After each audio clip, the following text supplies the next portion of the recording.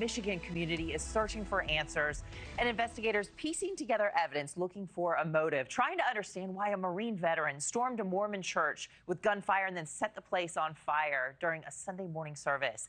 Xavier Walton joins us now with the latest. And Xavier, dozens of witnesses have been interviewed, but still no clear answers, hey?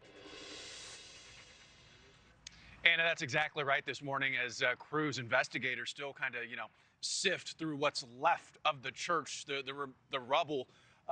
They're still searching also, investigators, for answers, for a motive as to why anyone would do this. And then keep in mind, too, there's the emotional aspect as the community is still grappling with just so much loss.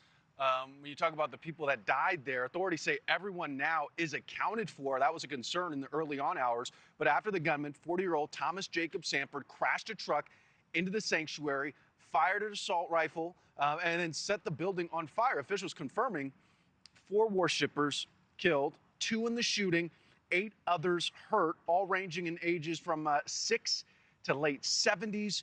2 remain in critical condition this morning at the hospital. Sanford also killed in the shootout with police. Now, inside of the suspect's truck, investigators did recover 3 improvised explosive devices, and they believe he may have used some sort of gas to start the blaze. The FBI, though, now searching his home, digital devices for clues. So far, no manifesto, no definitive statement, despite, claims from the White House press secretary and others that Sanford hated Mormons. But the small, tight-knit LDS community says they're clinging onto their faith.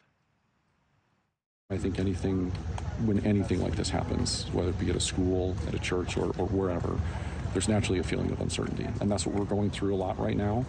It feels like our world is turned upside down, but this is where our faith plays a huge part.